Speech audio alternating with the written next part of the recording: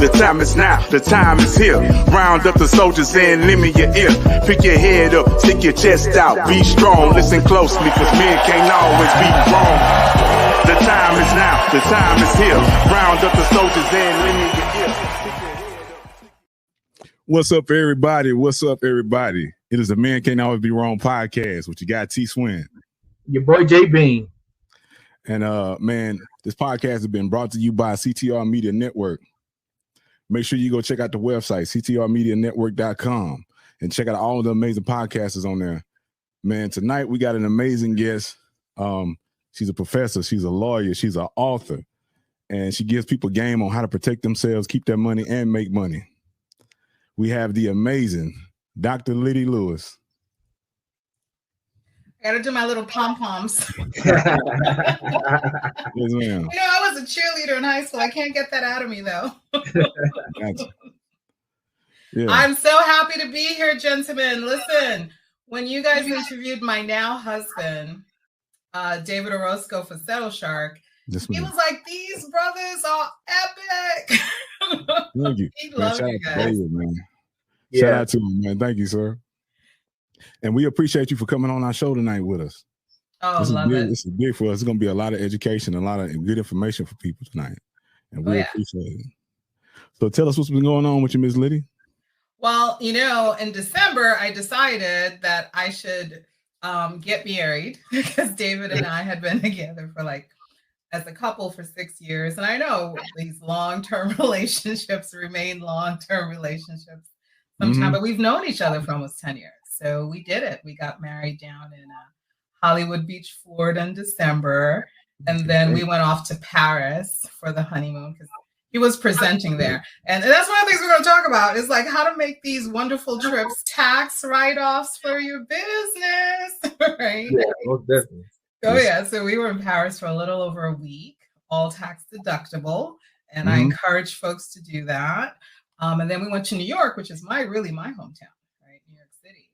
And we were there for another week to do another series of presentations for clients and things of that nature. And then we came back to Florida, where we call home now. So as the tax season has started, I cannot help but tell folks, make everything or almost everything that you do a business expense, right? And you get that deduction on your tax return because you run a small business. And people always ask this question when I bring this up, but don't I have to make money to be able to deduct it?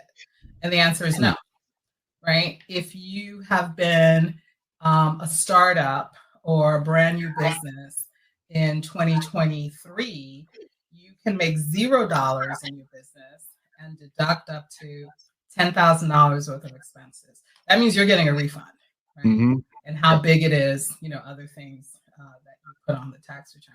So remember that, my peeps, that you do not have to make money in the business to be able to deduct the business expenses. And the IRS gives you $10,000 and more if you need it, right? If they're legitimate expenses, traveling, things, training, things of that nature, right? You can go ahead and deduct. So that's my tax tip of the hour.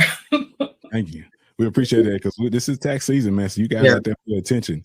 And we will be putting her link. Her link is in the description of the episode. So if you're on YouTube watching, man, make sure you check in with Miss Lydie. And also, we're going to be putting it on the bottom of the screen throughout the show. Now, we met you at the Power of Podcasting event in Atlanta. Yes, sir. There were so many people there that you helped out and guided them in their careers and their business and helping them make sure they make the right moves to protect themselves. And what are some of the things that you did to help these people out, these creators, these authors? Yeah, and several of the attendees reached out to say that they had not formed an LLC, right? They didn't have a business structure, that they were just doing their gift, right? They're doing their flow. And I said, you're losing out on all the tax advantages, right? That's one, right? Number two, you're completely vulnerable. It's like running around in your underwear in the street. You have no clothes on, right? Yeah. You're completely vulnerable as a person. And the truth of it is, a lot of people will test you, right? Yeah. They'll push you in your business. Oh, I didn't get this. Oh, the product sucks. all sorts of stuff that they'll say to not have to pay or to get a refund. So having a right, so and you've probably experienced some of that, right? Yeah. So the best thing to do is to create a business, and what it does, and I want us to really appreciate this as people of color. Was a time when we were business, right, in the United States because of who we were, what we look like, or parents. And it took why laws are powerful because it changes things immediately. Right? Yeah. You have to go through the process of showing how it has impact. And that's fine. We all have stories, right, that we can talk about. But it hurts me when we are not, as a people, more business ready, is what I would call it. Yeah. Right? The podcast is a business. It's something you love to do, and yeah. But it's also a business under law, right? Because you are sharing knowledge, you're sharing opportunity, you're sharing videos, you're sharing your talents, your skills, your experiences. That's a business in America. And I tell folks to create the LLC because it's a simple structure, right? Business legal structure than the S Corp, which is really just a tax designation. I tell folks, law is very specific. It's like, what's your address? What street do you live on? In what city? That's law. What's the number of the house? Don't say I'm in Atlanta. Right? You got to be real specific about where in Atlanta that you're located. So I tell folks, law is your friend. And I know you're probably thinking, what is she talking about? I've had law as an issue, right? My whole life. I got tickets on the car. I've got the popo looking for me. Right? I got baby mamas, daddy, and baby daddies, right? Okay, that is one aspect of it. I'm not going to lie. But since we're talking about business and making money, protection, and for me, legacy building, right? What do I leave behind? And I think a lot of us are thinking about that now. What do I leave behind? Well, here's the secret. Why not leave your business behind? Right? Your children no longer have to go and find a job, right? They don't even have to go to college, or even they can, learn how to sign their name and they're good to go because you left them a profitable business, right? And for the vast majority of us, we didn't get that from our parents. No. And we accept that, we move on from that, right? Flow up, I tell people, just flow up, right? They didn't know, no one told them, whatever the story may be. And for some, they did have parents, right? That had businesses. And you guys kind of know my story. My dad was an Episcopalian priest. He was also a community lawyer. So what we're doing here today is something he would have done, right? Right. They didn't have podcasting back then. So what he had was the front porch of the house. Right. And so that's where he did community law. Right. And that's how I grew up, just listening to him. And for me, the look on people's faces when they had that aha moment after he said something to them, and then he took the time to tell them what to do step by step. The gratitude, the tears, the relief, right? And I watched that and I'm like, oh my God, Dad is like saving, the vegetable guy's business. He's saving the laundromats, the fruit guy, the seamstress, the podcast. They didn't have it back then, right? So I want us as a people to understand that whatever we're doing, we have a business. It's not a hobby. It's not something that we like to do. We do. We like it. It's also by law a business. So let's treat it like that to get all the advantages that the law gives us. I have a question for you. We hear everything about LLC, S corps, and what about trust funds? How can a trust fund protect you? I love that question, JV. You were reading my mind, weren't you? So a trust fund, you need to create a trust, which is what? A contract. Well, like a trust is this big, I got to do this. No, it's a contract that I create. I've done tons of trusts for folks. And what it does, it lets you put all your assets, right, into that, let's call it a big bucket, right? You can put the house in there. I do it a lot for families that have a special needs child and their parents are getting older. So who is going to take care of the child and where will that child live, right? In a facility or just stay in their home and create a contract with, a company that sends in someone to, take care of the special needs child, feed them, bathe them, walk them. But the house is in the trust. And then also there's money left to take care of the house and the cost of having someone come over. And also part of the house can be Airbnb to fund itself. Yeah. Right? And look at JB's face. He was like, oh my God. Right. This is what my dad taught. Whatever expense that you have, create an opposite money flow. Yeah. And whether that's baking cakes, Airbnb, which everybody should be doing, or what's the other one? Now you can rent your car out. Right? Yeah, right. A lot of people use Turo. Yeah, Turo, is it called Turo? Yeah. So a lot of people can use that as a money flow. A lot of people will, rather than do Airbnb, will sublet rooms, right? And all of that money, you need an accountant or a lawyer. I say go for a lawyer because they know just about everything the CPA knows and the law. Right? Yeah. I tell folks this. So what you have, then you've created a trust. And you've put all of the assets in it. And I tell folks, this is not hard. It's a contract. It's 10 pages.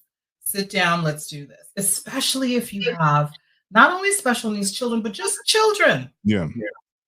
Right? I mean, the folks that usually come to me as referral, oh my God, I gotta talk to Dr. Lydie. She created this trust for us, for our kid. But if you have kids, how do you know for certain that the person that you have said, hey, look out for my kids if something happens to me? One will do it. How do you know that?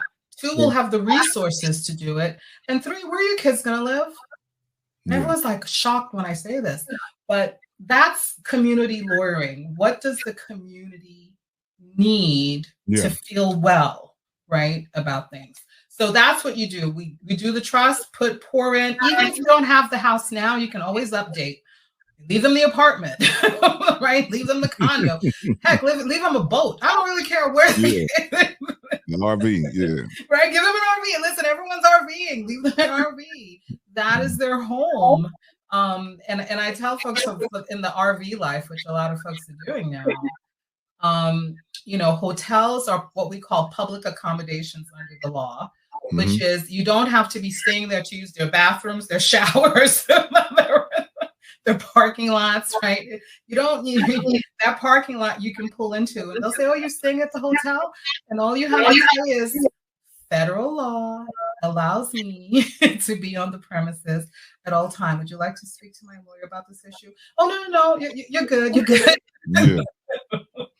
That's a nice card to pull out. Yeah. Oh, yeah. So just to give me a better understanding about the trust. So is it like, so who like once you put something into the trust, who's in charge of it? Are you in charge of it, or your child? It goes on to your child, or exactly how does that transfer over? Yeah, so you decide, and this is the beauty about law. You get to define everything. So once you create the trust, which is the contract, and you're saying what you're putting in there, the house, the car, so on, the bank account, then it becomes who controls the trust. Well, you want to control it, right, for as long as you live, along with your lawyer's advice, because the laws change, right, from time to time. And then you put down who, after when you're gone, are you selecting to be your representative, right, that will continue to look out for the trust and your children and the property and the business. And then you put down after them, and if this sounds like the Bible, right? So-and-so begot so-and-so, begot so-and-so, begot so-and-so. All of law comes from the Bible, right? It's just that we are using slightly different words, but the structure itself is biblical, right? Yeah. So you decide who, you decide where, you decide how, right? You decide when does this trust come alive? Right? Is it alive in your lifetime or upon your death? Right? And you need to have people lined up to step in when you're no longer around. And that is something as the people, I think we don't often think about who is going to do this work after I'm gone, right? One, we don't want to think about that we won't be here, right? Yeah. But the truth is we're not going to be here after a certain time. Yeah. So we've got to begin to think this way. And it's interesting that a lot of my clients that, let's say, are not of our community, constantly think about this. Constantly. If they're going on a trip and they think something may happen, they leave notes, call so-and-so for help, right? And we don't do that. We get in the car, we drive somewhere for a couple of days, we're vacationing, and what if something happens, right? What does the immediate family do? Who do they call? Who do they contact?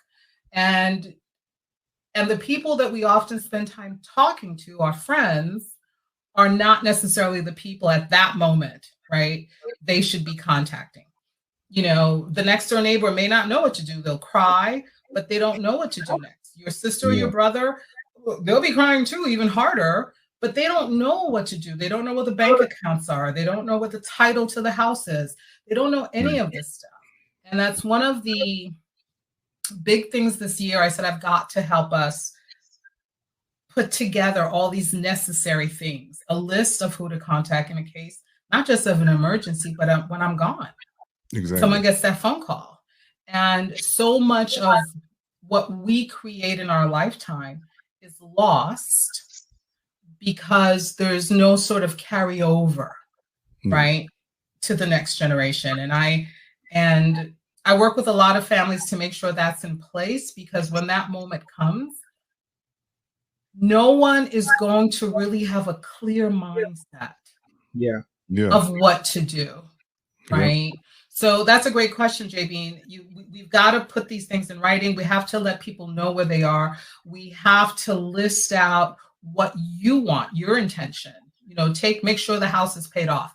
Make sure that my son goes to T-Swim. Make sure that my daughter is staying with Dr. Lydie. Make sure, you know, and sometimes I don't want to separate the family.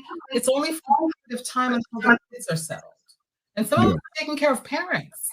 Right? So what happens if you're not in the picture, but you know your parents need you? Who's going to look out for your parents?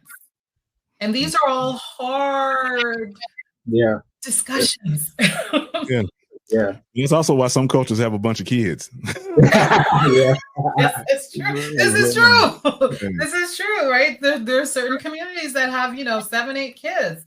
Hopefully the kids know what to do, but that's one type of, future planning. One take this bill, one take that. And it works. Right? And it works sometimes, maybe not as smoothly as we would want it to, but at least somebody picks up the phone to come to help. Exactly. And that's what we want to make sure happens. And it isn't always so. I tell folks it isn't always so. Exactly. Well, Miss Lydie, we had a question that came in. Mr. Clay, man. Shout out to Mr. Clay, man.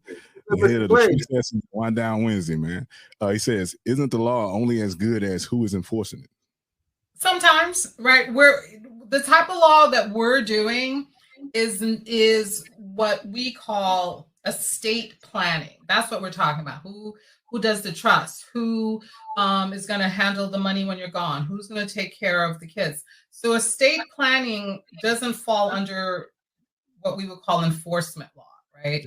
It's not a regulation. It's not like when the police pulls us over, right? And you go through that, here's my license, here's my insurance, blah, blah, blah.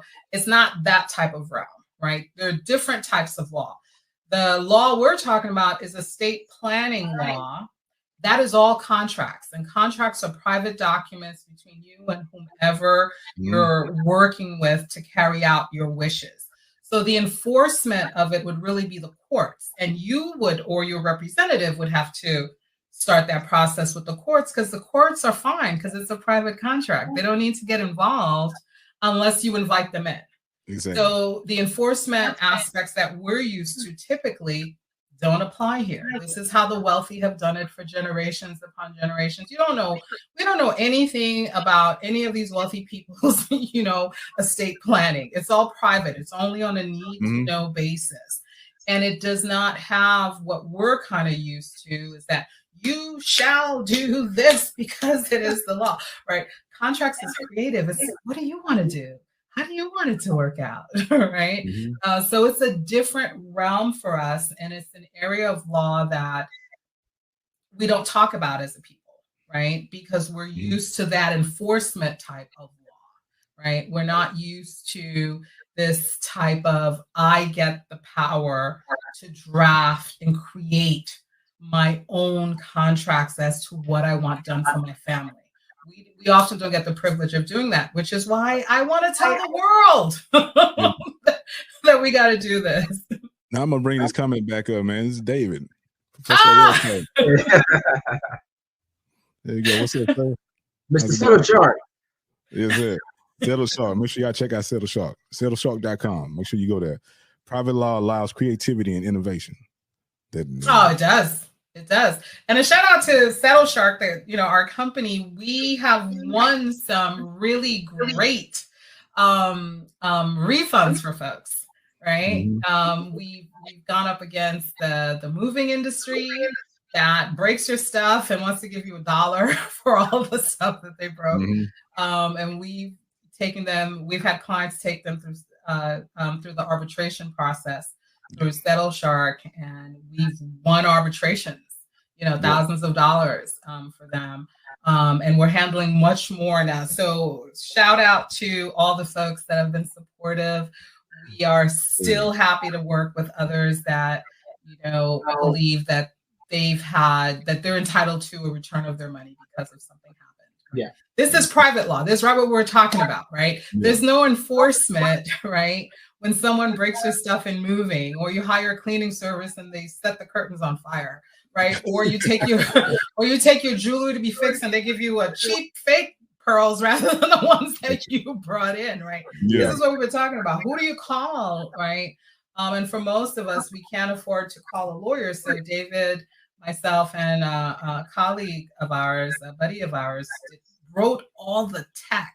I mean, this guy wrote hundreds of pages of tech, of coding, to make sure all of this worked, because we wanted it to be, we wanted it to run on a platform that was secure, right? And Dave's friend, who does a lot of this powerful work, said, then you got to write the entire code for it. That if you're borrowing pieces from other people's algorithm, it's never gonna work the way you want it to work, and people can penetrate that, right? Come in when they're not supposed to through the back doors, because you're using their house, right? So they know where all the back doors, the windows, the basement is, right? As opposed to you writing it yourself. So Lonnie wrote all of those pages of code to make sure it was secure. So we've launched, we're getting these successes. We're so happy. We're like, at some point we will have much more results to share, but we're so excited that we've been winning these things. It's a game changer, I think, for us, right? Yeah. That we don't have a place to turn to, and now we do. Yeah. So we're excited. We had another comment come in. Mr. Clay again says, "What do you think about the prenuptial agreements being broken? Does that affect any of this type of law?" Yeah. So again, prenuptial agreements are what? Private contracts, right? They never get filed. It's you. What do you want? And I'll tell you all story. David and I were thinking about a prenup, right? Because we're coming with different assets. Right. I was married before. He was married before. He's got houses. I got condos, right? We've got bank accounts. Some of us have jewelry, right? We were thinking about a prenup, and then we prayed on it, and we decided separately, and then we came together and talked about it, and said a prenup assumes that there's going to be a point in our marriage that we will no longer want to be married. That we're casting that forward, that we're going to have problems, right? So let's not do that and walk in faith and love. And if that should happen, we will sit down then and do what's fair. And that's what we did. We didn't do a prenup. Here's two lawyers, right? Mm-hmm. We came to that decision that if we're people of faith, then let's walk that path. But back to the question in terms of the prenups, those are private documents. And the rule is if the people about to be married sign a prenup, or even after you're married, you can sign a prenup, right? And you're separating who gets what in case the marriage doesn't work out.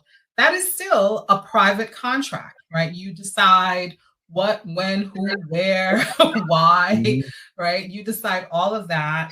You get it notarized, right? I tell folks notarize everything because you need to have proof that's your signature, that it was you, it was T. Swin who signed, it was J. Bean who signed, right? And not, your brother or somebody who came along. I do have a twin. But you have a twin, right? So you get it notarized. And then you keep it, you keep it in your safety deposit box, or you give a copy to a friend or your priest, your pastor. Somebody else should hold it in case what? Something happens to you, right? Where does that, if something happens to you, then you can't go get your prenup because you're not it's like it never existed. Yeah. It never existed. I see it happen all the time, nobody knows of the prenup. I know there's a prenup, but I don't know where it is. So you don't have one. You can't find it. So it's the same thing. That's a private contract. It doesn't, the only time you wind up going to court on that is if you disagree a lot about, you signed it many, many years ago, your relationship has changed, there's more assets, there's more kids, you didn't anticipate, then that prenup doesn't look like your life right now, 10 years later, right? That's when, so people say update it, right? Update it annually, or as big things are changing in your life, revive, the prenup. And that's how you would make the change. And that would just be a new one. You make the changes, type it up, get it notarized, each get a copy, give a copy to a friend or pastor. You never know what happens. Then everybody knows your stuff, right? Take it from me, man. I was gonna ask, we usually don't tend to think about things until like it happens, So Exactly. what's the kind of legal activities that we should be practicing, to be prepared or to get prepared in case it happens? Yeah, and a lot of it is what we've talked about. Have a trust. I tell everyone have a trust, not a will. And people will say, well, what's the difference? Well, I said a will is a legal document that has to go to court. It's a public document that a judge, after you die, needs to decide whether your will, the way you said who gets what, is the way it's going to happen, or if he or she may make different decisions because of, circumstances and things that the family is saying. So I say a will is an invitation to go to court. Who wants that invitation? How about nobody? Nobody. Right? JP is like, oh. So never, I tell my clients, never do a will. I said, I don't even listen to them when they start talking about a will. We're doing a prenup. It's private. You get to make changes whenever you want. You decide what those changes are going to be. And when you're gone, you're not going to have a judge sitting somewhere deciding changes that was never your intent. Exactly. Right? You don't want that. So a trust for sure. The other documents that you should have in place is, and we haven't talked about this, but this is as we're getting older, is your health directive. If something happens to you physically, who do you want to make decisions? And it does not have to be your spouse, right? You're thinking, well, my wife or my husband. Your health directive can say, my cousin, poo-poo and moo-moo. Somebody might want to pull a plug on you. So Exactly. And it might be the person you have the prenup with. They might want to pull the plug on you, right? So you can make anyone the person that makes the decisions in your health directive, right? And that's anything that has to do decisions regarding to your health. Anything. Right? Operations, pull the plug or don't pull the plug, right? You need to have a good person, right? Thinking of who's not, right? You should pick someone that's not going to get anything under the trust, right? So it doesn't matter to them either way, right? To make those decisions. The other thing we should really have is a very good idea of the deductions that we can take in our business. Most people don't know that, right? Yeah. I did a training last year for 6 weeks. I mean, we had over 50 people on this training every week for 3.5 hours. I was so tired. It was supposed to be like an hour. It was like an hour of me talking. Here are the instructions. This is how it works. This is how you do it. And then an hour of Q&A. 3 hours later, I think it was Wednesday night, for 6 weeks. And this is when I knew people were hungry. Yeah. Right. For that information. So what I told Dr. Tina is that I have the Q&A questions sitting on my computer. I think I'm going to share that with the CTR media community. Right. I mean, I didn't realize how many questions there would be. I got 2, 3, 4, 6 questions if I'm lucky. But 3 hours later, every single night, the room kept getting bigger. Yeah.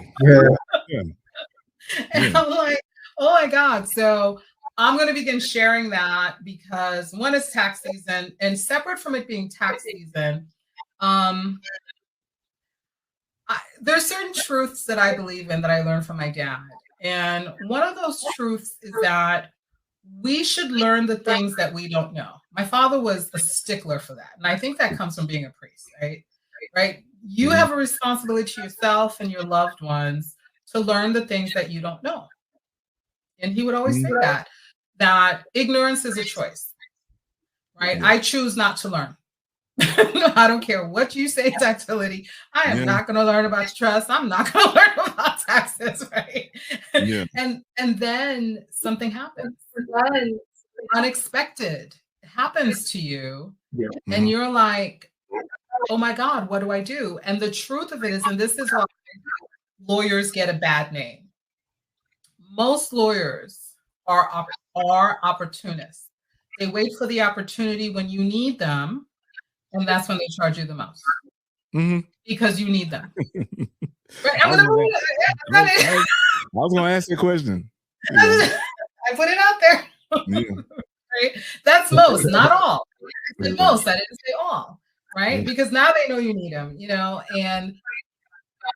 And when you need the lawyer the most is when they're charging the most. Right. And you've got to walk away from that advice because you're like, it's too much. It's right. It's not a proper, equalization of what you have to pay and what they're asking for. And rather than lawyers, opening up their heart and saying, okay, what can you afford? And I do this with a lot of clients. I said, tell me what you can afford for me to do this. And they're shocked when I say this. Right. And I said, because I'm not trying to put you in debt. I am blessed to do many things in my life. And I believe those blessings come from what my father before me did, right, for other people. So I have a responsibility to be kind and understanding. So I always say, what can you afford? And I'll say, do you need a payment plan? Because I do payment plans. And people are shocked. Not even a payment plan. It's a layaway plan. Did your parents do layaways? Because my mom said at the school. Back in the day, we had Woolworths, store called Woolworths, and put stuff on layaway. Put stuff on layaway. It's a layaway plan. Right? Nobody looked down on you back then.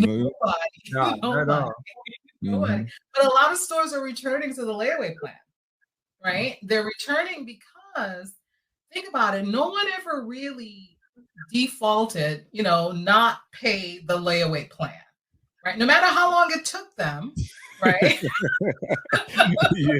They eventually paid off, right? The layaway plan, and they got the couch, they got the TV, right? The Nintendo.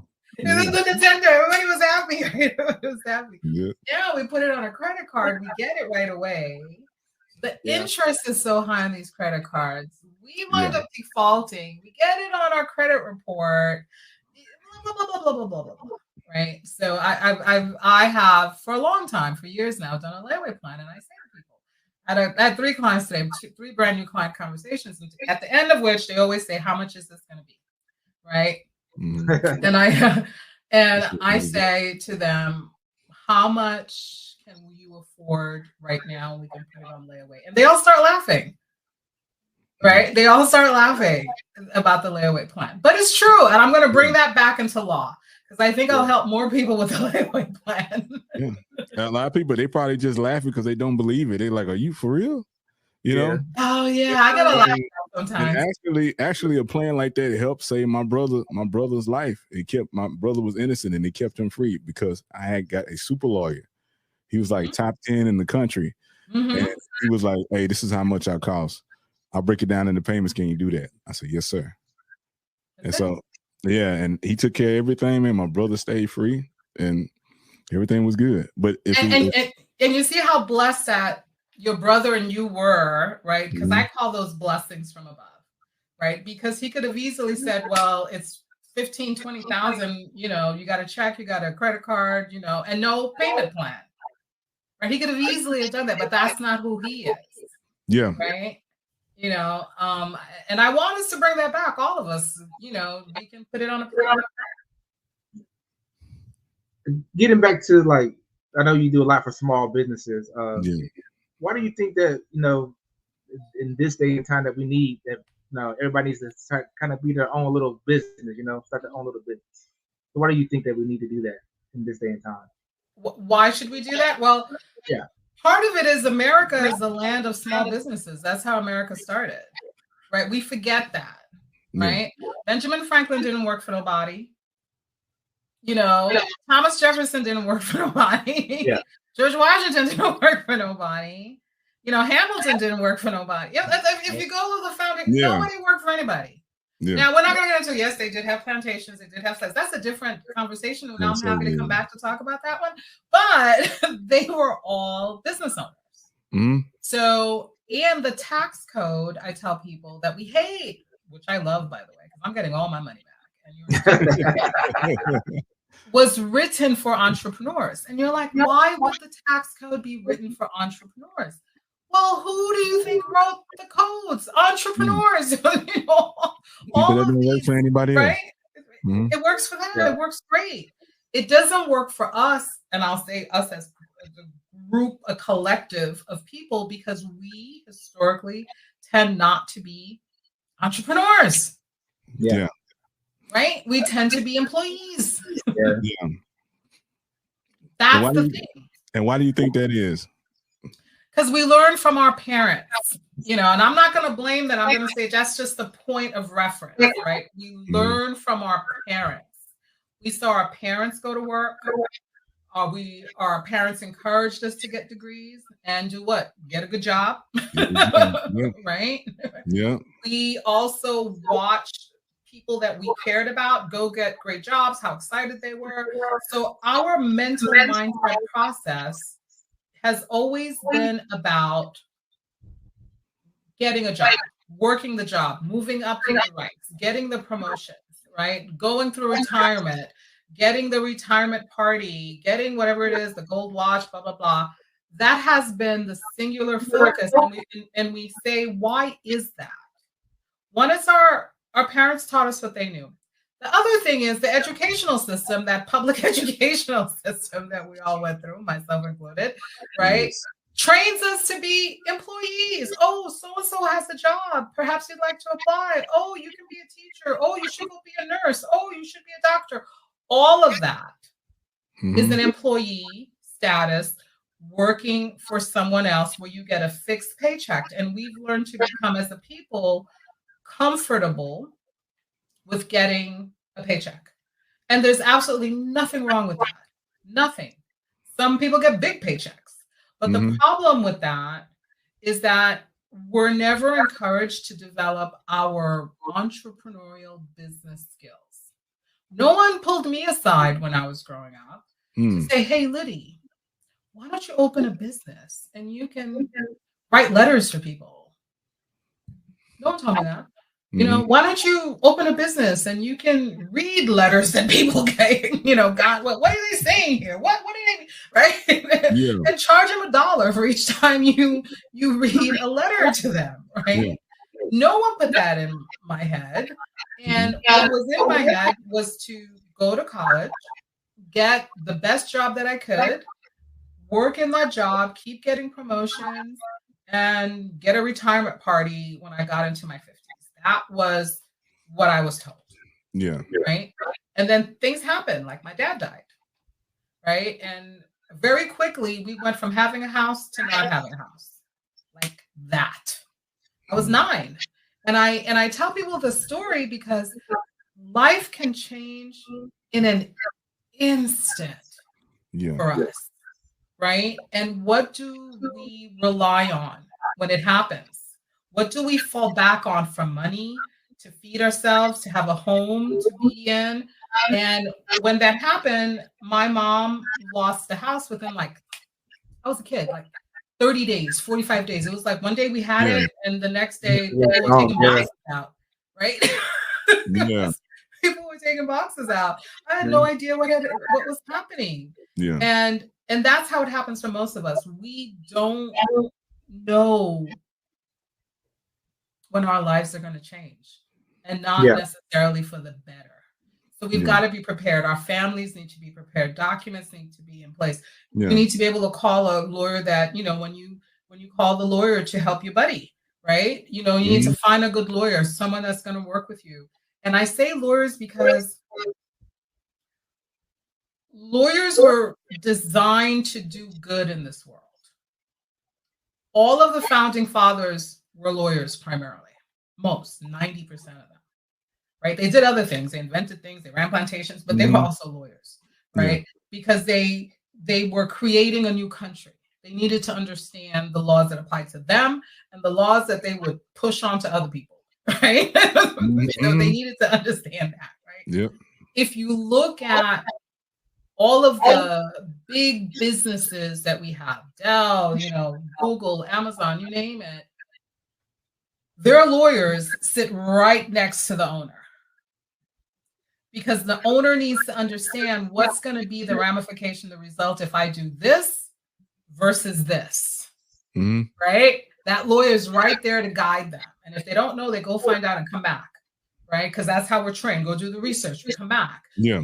This way, this is going to happen. We do it this way, right? Most of us aren't trained that way. And I say law should be taught in high school. Before you get your high school degree, you need a lawyering class, right? To understand how the American law is going to impose itself on you, right? Not just on business, but on the criminal side as well, because, hey, running while brown. So, no, I didn't do anything. Yeah. But you need to know your rights. You need to, these are fundamental law lessons that we're not taught. All right, we stumble into them. Oh, I have a question. Sorry, yes, I can talk about this forever, right? we got a question from Miss Octavia Swanson. Are trusts only valid in the states issued or nationwide? No, not only nationwide. How about globally? If you die in Mexico, your trust is still effective, right? Because it's a private contract. So even though you live in a particular state, let's say Texas, right? If you die in Mexico, your trust still is effective, regardless of where you live after you've created it, where you passed away from, or any change in the law. It's the law that was in effect at the time that you wrote the trust. Gotcha. You didn't know anything else to apply other than what you knew at that time. And so that's one of the few times where the law is frozen, right, for you. And you do not need to go to court when you have a trust. The trustee needs to be notified to start distributing the assets to the people that it's supposed to go to. So it's private law, right? It's law between you, the people on the trust, and the lawyer or the trustee, right? Most trustees tend to be lawyers, but not all. It's a private relationship. It's a private discussion that is held. There's no court involved. All right, we got another comment from Mr. Clay. Rockefeller started the programming system by funding the schools so as to make you a good employee. Yes, and you know why? Because he needed employees. Well stated, right? Most people don't realize that. They're like, oh, Rockefeller, right?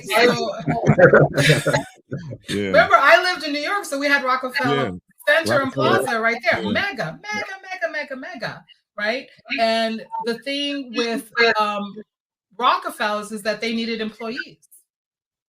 So the key became, let's make it very attractive, right?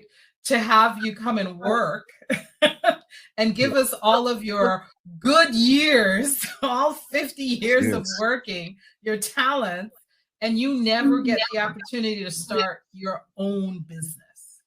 Because we'll keep you as an employee. And what do you get at the end of 50 years? You got some raises, right? And then you get a watch or a party or cake or something, and they're done with you. Yeah, you get right? Next. Yeah. We forget that. Let's see. The King's Thought of the Day says you can get a predatory loan for $100K, worthless student loan, but not a $10K small business startup loan. Yep. And I've been working with the Small Business Administration to get more businesses access to the money that they have. Right? Everything is a process. They want you to fill out the applications completely. We get that. But they also, I don't want to say there's a ranking, but it's not a preference. Let's just say they're preferred folks. Like if you have a business, that the business paperwork is in order, that you went through the certification program to be a woman-owned or minority-owned business, right? Those are their preferred folks because they've spent time with you. They know you now. They're willing to give you a small business loan. If you haven't gone through that process and you're simply going in, right, to ask them for a loan because they don't know you, like they want to know you to feel comfortable with lending you that kind of money. I'm not going to say they deny it. I'm going to say that it gets delayed to the point where you kind of sort of give up. Give up, yeah. Right, you give up. But we should, and I tell my clients this, and when I do training sessions at the library, right, I tell folks, get every possible advantage that you can give your business and yourself to get the money that the government wants to give to you. So if you need to get a certification course, they give them at the Small Business Administration. And usually it's like $200 and they go through the whole program with you. Then you become someone that's preferred because they know your business, they know you, right? That they will likely approve it than someone who just applies for a small business loan, right? And they're not able to really look deeply into the financials. How were those numbers created? What did you rely on, right? If you take the certification program, they really get to know your business. And the likelihood of you getting a loan is way higher than if you didn't go through them. It's so funny because David and I went out to dinner last night, and we went to a Thai restaurant that we like. And the owner, I love Thai food. Yeah. So it's a husband and wife team, and the wife had overheard, I guess, conversations David and I were having. Like twice she approached us before and said, "May I speak to you?" So yesterday she came and literally sat down. She gave us a free dessert and sat down and said, "I must talk to you about our business." And we literally had a 45-minute conversation at the Thai restaurant because she wants to buy the building that the Thai restaurant is in and the owner wants to sell. And they don't have all the money. So guess what we started talking about? Small Business Administration. She's a woman from Thailand. She's owned that restaurant in that building for 12 years. It's a very popular restaurant, but she knew nothing about the Small Business Administration certification program. She knew nothing about financials. So guess what we're going to be doing? We're going to be doing that for her, right? Yeah. And I say we should really take advantage of every opportunity that's there. We got the comments. The comments are pouring in. My light just went out. Do you realize what's that? My light went out that way. Please don't go out this light. Yes. So, what was the question on that one? I'm sorry. Do you do SBA prep? I do SBA applications. So not only the prep, we get it done. And there's another Let's get it done. There's another one in here about SBA. What Please elaborate on how being preferred SBA 504-703. Okay, so when you're preferred is that you've gone through their training, right? They're giving you a lot of money. And I say this all the time. Here's an example. If you were going to marry someone, would you marry the person you've been dating or someone that just came your way the other day? Who are you more likely to marry? Probably the person you've been dating, right? Yeah. You've known them, you know their weak spots, you know their strengths, blah, blah. Not just someone who came in through the door the other day that wants to go out and date. It's the same analogy with the SBA. They do have a lot of money to give out. They tend to give it out to the businesses that they know well. That's it. They won't admit to it, but just look at the approvals of who are they approving. It's going to be people that went through certifications, people that went through their trainings. You know, these are people that they've spent time with. And if there's a hiccup in the problem, in the business, they're going to know about it. And think about it. I don't have a problem with that, to be honest with you, right? If you were going to give your keys for your house keys, because you're going away on vacation, would you give it to someone you know or someone who walked up to you and said, hey, I can watch your house for you, right? You give it the keys to someone you know, right? You know. It's so when you put the SBA in context, you're now, okay, I need to do their training. Yes, you do. You need to do their training, and then their application is not easy, right? Which is why I say I work with folks to get those applications done, because they ask for a lot of detail that we have to create, right? And we're not used to creating all this level of paperwork because we don't need it to run our businesses. Why would we have them? Right? But when it comes to the loans, they want that detail. And I'll tell you this, they approve a lot more applications than we realize, right? If the paperwork is together, you've done their training, which is free, by the way, or like $200, it's something minimal, you know, $200. And you can even get a waiver from that if you ask them, right? They will fund the business.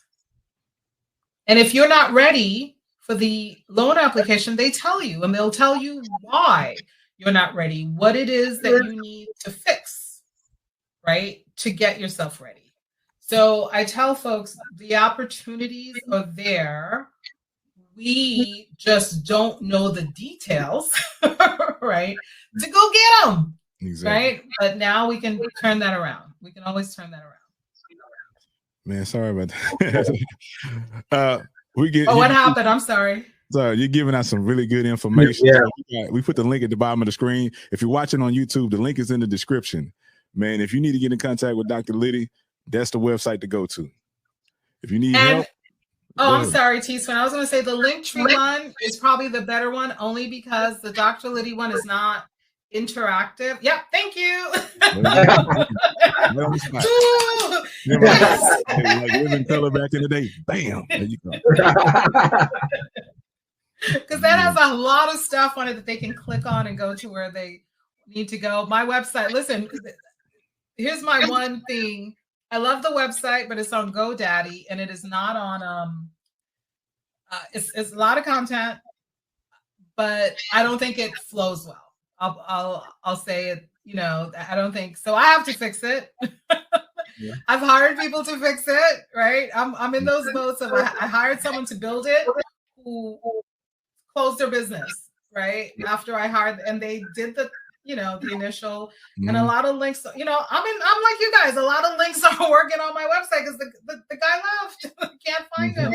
And nobody wants to take over. I've learned somebody else's website to fix it. Isn't that crazy? Yeah, that's the issue. They want to start from brand new. They want to start from brand new. Yeah. So, which is why Linktree became a godsend. I just need people to go and click and get what they want. So Linktree became a godsend. Okay, we got another question from Mr. Clay. What about those that have been in small business for years and aren't certified and they are successful? That's wonderful.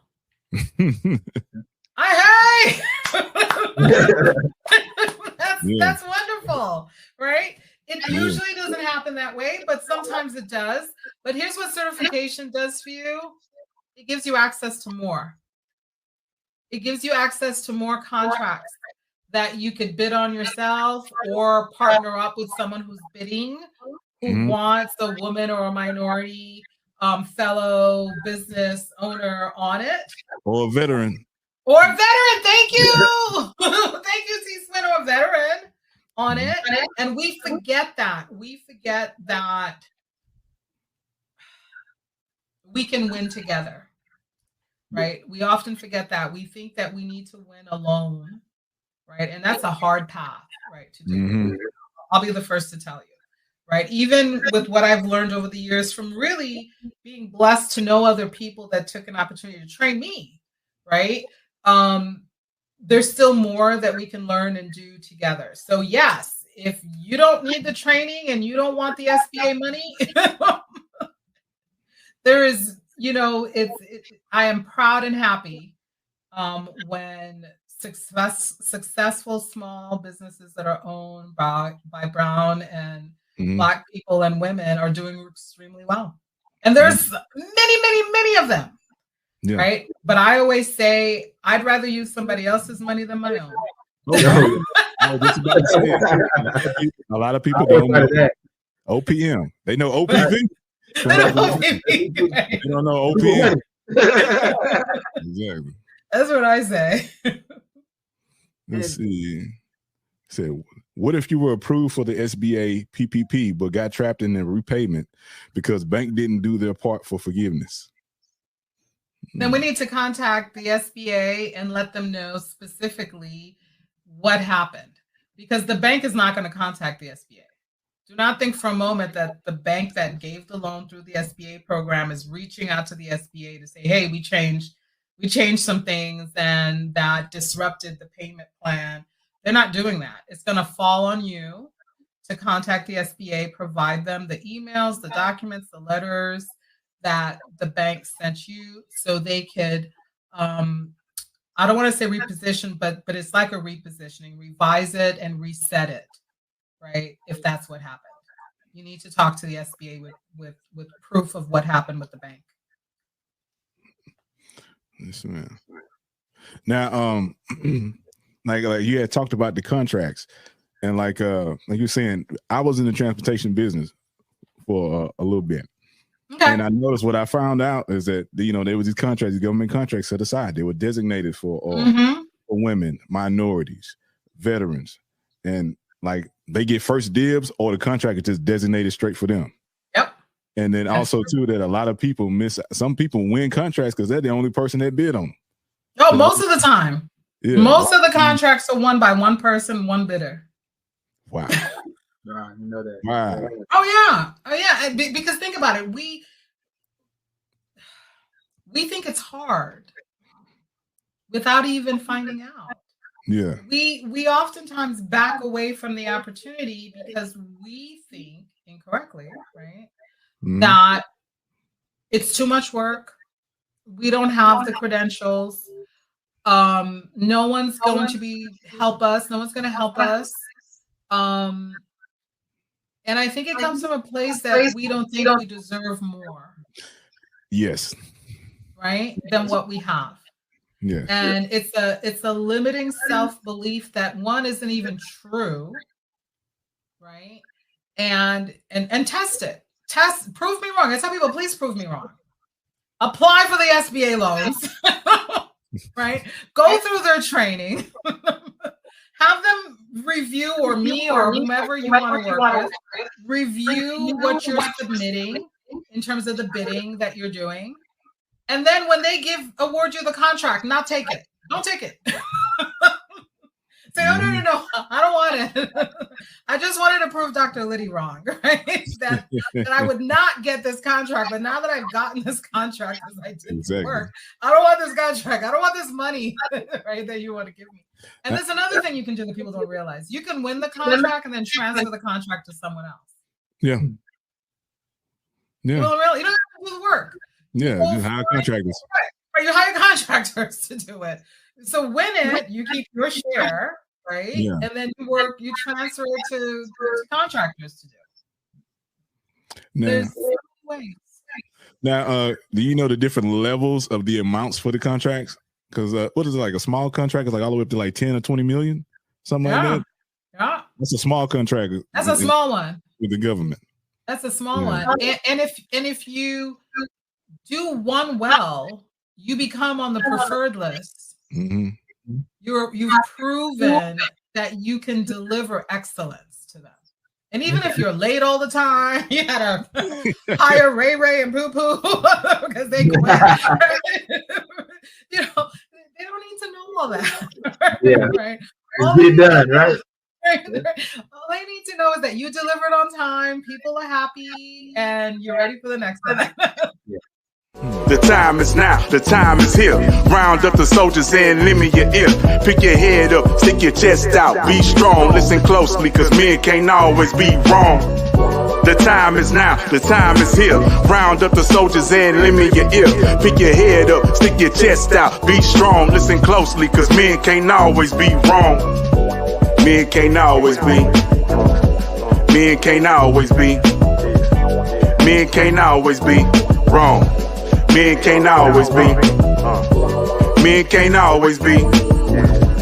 Men can't always be. Men can't always be wrong. Men can't always be.